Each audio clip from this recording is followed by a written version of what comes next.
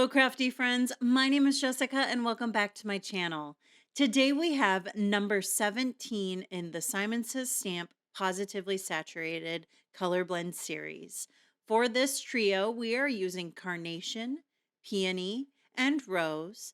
Now, I can't talk about ink blending without talking about my favorite paper. This is Simon Says Stamp 130-pound cardstock. Any smooth cardstock would work, but this is my favorite. There are many on the market, such as Not Your Mama's, Hammer Mill, Bristol Smooth, all really great cardstocks. This is just the one that I tend to gravitate towards and the one I like the most. So, Carnation, Peony, and Rose is a really beautiful pink blend. This is a much pinky pink trio, if that makes sense. Previously, I've done bubblegum, sweets, and taffy, which I think tends to lean a little bit more on the bluish side, a little slightly blue. Taffy leans a little more purple in that trio. So this one is what I would call probably the truest pink blend in the line so far to date. I'm really in love with the color peony. Not only is it some of my favorite flowers, I really love this color of pink. I've also done what I would call the next trio in line. So I'm going to go ahead and link my playlist in the upper corner and just make sure that you check that out. Like I said, this is number 17 if you're new here. I am exploring every single trio in this color blend series before I run out. So I'm not sure what they're up to. I want to say they're up to about 25, 26, 27, something around there. So we have a few more to go, and hopefully they're releasing a few more here in the future as well. So be sure to check it out. I'll link it above here in a playlist card. While there are many things I love about these inks, something I haven't brought to attention yet is the naming. I love that the naming of the trios, when they're grouped together, all go together with a common theme. So this one is very much the floral kind of theme with Carnation, Peony, and Rose. But there are other ones that just all go together very well. When you think of one, the other two in the line go along with it.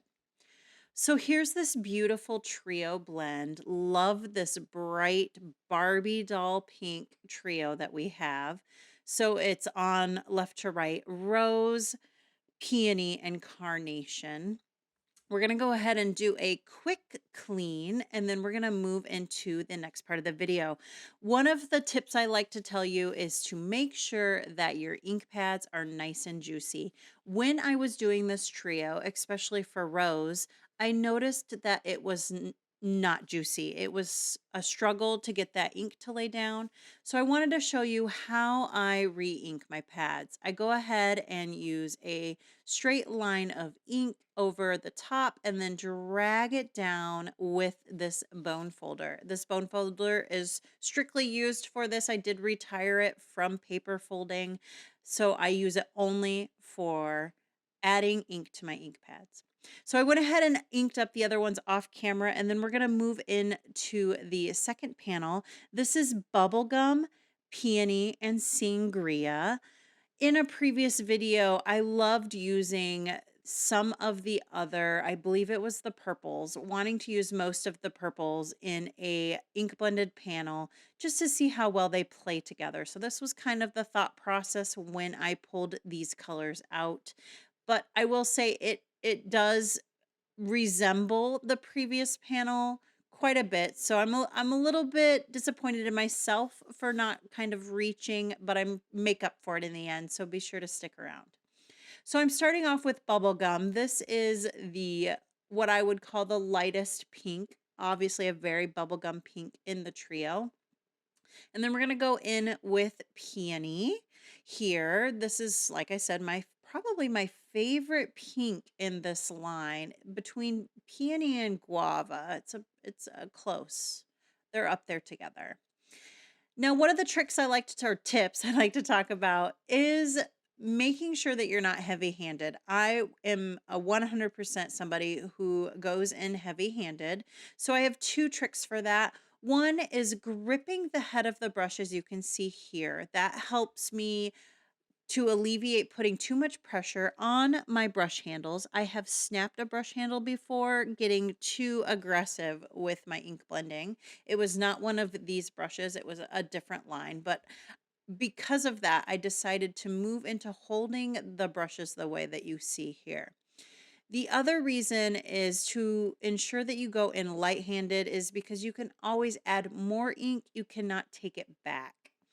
So you can see here I went in a little heavy-handed with the sangria. I'm able to blend it out, but I had to add more ink, which just kind of creates more saturation. And while sometimes saturation is good, sometimes you don't want that much. So the tip is to always go in light-handed because you can always build up ink. You cannot take it away.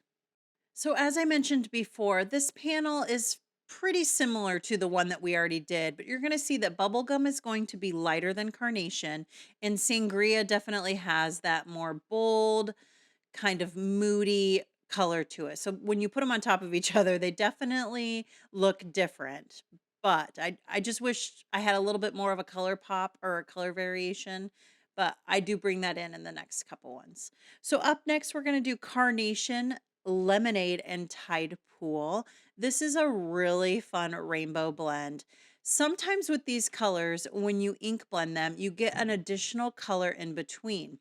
Now, as you can see in the upper panels, the ones that we previously did, it is through and through that three-tone color. You do not get any variation between those blends, or if you do, it is very subtle. But for this one, we're gonna get orange in between Carnation and Lemonade, and we're gonna get a green in between Tidepool and Lemonade. So it's really, really fun. So make sure that you pay attention to that. Also, what's really fun about these inks is their properties for drying back.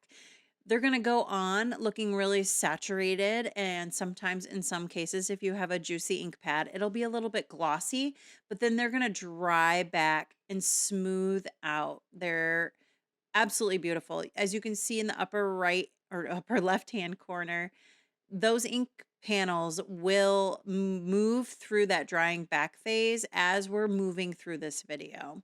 But at the end, I'll go ahead and take heat to them and we'll see how beautifully they all dry back.